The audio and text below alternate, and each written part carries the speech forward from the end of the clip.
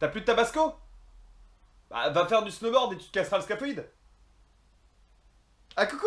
Je suis super heureux de vous retrouver pour ce 9ème épisode de Fasciné, et comme à l'accoutumée, je vais tâcher de vous présenter un top 3 décrescendo des supposés meilleurs films qui s'inviteront mercredi prochain dans vos salles. Donc demain, au programme d'aujourd'hui, un Oscar mérité, les yeux plus gros que le monde, et la plus audacieuse de nos étoiles montantes, Gyrophare, Bubblegum et Cendrier. Bienvenue dans Fasciné!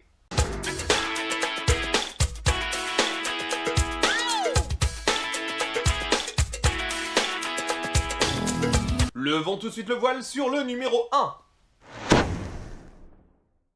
Prêt à découvrir le triste quotidien causé par les ravages d'Alzheimer? Eh bien, fais péter les Kleenex pour Still Alice. Présenté lors du Festival du film de Toronto en septembre dernier, Still Alice est le dernier film du tristement disparu et regretté Richard Gladzer, qui atteint d'une sclérose en plaques n'a pu s'exprimer sur le tournage que via un iPad.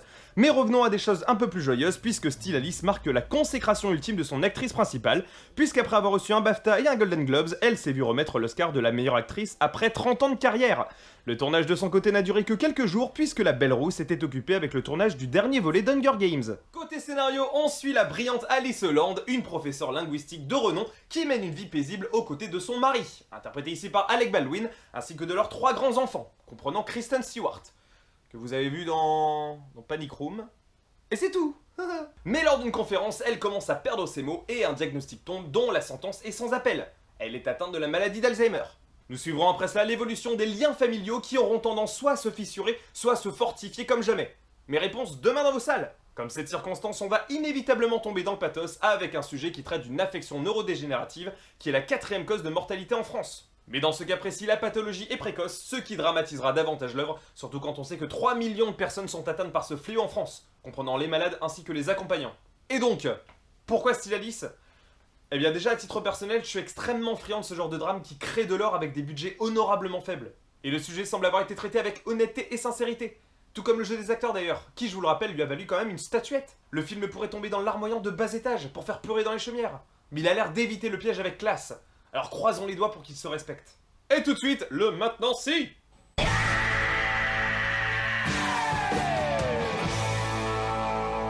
Saviez-vous que pour conserver une image intimiste et pas m'as-tu vu, la direction de la photographie ainsi que le montage a été confié à 2 petits Français qui ont rendu un travail simpliste et efficace?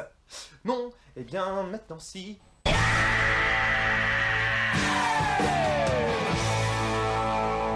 Allez, tournons la page dramatique au profit du burlesque et ce sera notre numéro 2.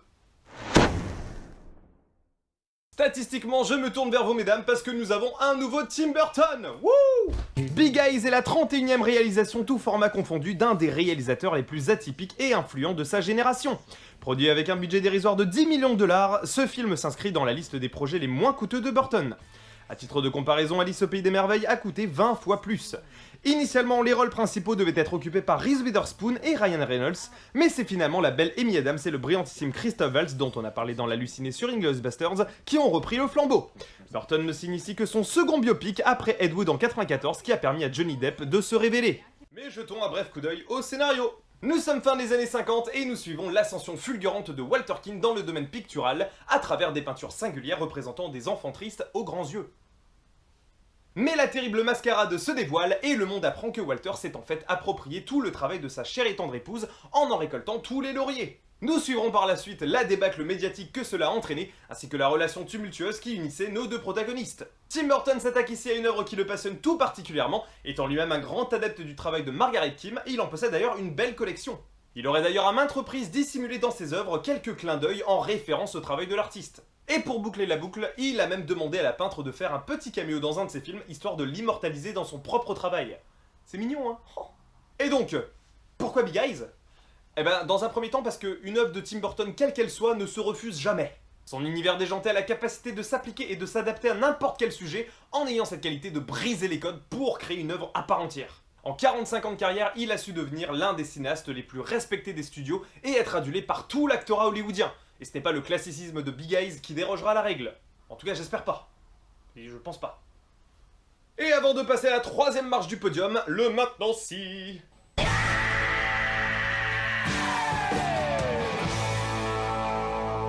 Saviez-vous que pour le remercier d'avoir révélé davantage son travail aux yeux du monde, Margaret Keane aurait offert à Tim Burton 2 toiles personnalisées, dont l'une représente l'actrice Helena Bonham Carter, avec qui Tim Burton a passé 13 ans de sa vie?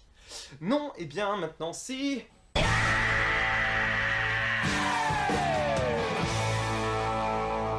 Et passons sans plus attendre à la dernière place du top 3. Allez, trouve-toi une faction, coupe-toi les cheveux et insurge-toi. L'Insurrection est le second volet de la saga Divergent et sera réalisé cette fois-ci par Robert Schwenke, qui est à l'origine de Flyplane ou encore Red il y a 5 ans. Nous retrouverons sans grande surprise le beau duo Shailene Woodley et Ansel Elgort que vous avez aimé dans The Fallen Stars, et se joint encore à eux Theo James qui n'est autre que le sosie officieux de James Franco. Oh si, quand même, un peu, si. Bon bref. Après le succès retentissant du premier opus, Insurgent dans sa version originale a bénéficié de la part de Lionsgate d'un budget bien plus important permettant au chef déco de reproduire bon nombre de décors décrits dans l'œuvre originale, ce qui offrira une meilleure immersion pour les adeptes de la saga littéraire. Divergent 2 reprend où son prédécesseur nous a laissé, c'est-à-dire dans un bordel sans nom, dans lequel Triss est traqué tel un animal dans une forêt par Janine, interprétée ici par Kate Winslet. Cette dernière décrétera la loi martiale pour éradiquer la race des divergents, ou plus clairement ceux qui n'appartiennent à aucune faction, pour ceux qui n'ont pas vu le premier volet. Mais la découverte d'un mystérieux artefact pourrait chambouler les choses au sein des communautés. Alors, c'est vrai qu'il y a une véritable vague du teenage movie slash action qui déferle sur nos écrans ces dernières années, notamment depuis les mastodontes bankable qu'ont été Harry Potter ou encore Twilight. Mais je sens que dans celle-ci, il y a une certaine nuance, un truc qui pourrait diverger de ses pairs. L'univers du projet est très intéressant et tout laisse à croire que la franchise sera de qualité. Après, ce qui est sûr, c'est qu'on est loin de voir la mode s'estomper. À l'image des sagas inachevées telles que Hunger Games ou encore Le Labyrinthe, qui trouveront des successeurs très prochainement. Ah ça fait aucun doute. Et donc, pourquoi Divergent 2 ? Eh bien, outre le fait que le jeu des acteurs soit d'une maturité déconcertante pour leur jeune âge, tout est mis en œuvre pour qu'on ressente une sorte d'attachement ou une sorte d'empathie pour les personnages. Ce qui accroît d'ailleurs l'engouement autour du projet. Divergent traite par le biais du symbolisme des thèmes qui régissent notre société, notamment la lutte anti-racisme ou encore l'élitisme de certaines ethnies. Et donc beaucoup devraient s'en inspirer. Et pour clore cette chronique, le maintenant si...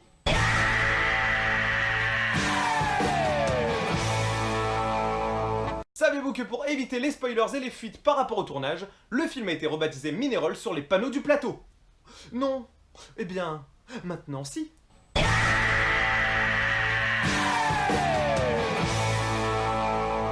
Voilà! Merci à vous d'avoir suivi cette chronique. J'espère vous avoir donné l'envie d'aller voir au moins l'un de ces 3 films. Sinon, sautez à l'élastique. Bisous. Portez-vous bien, ciao. Et rendez-vous dans les salles obscures. J'espère que ces films vont vous fasciner.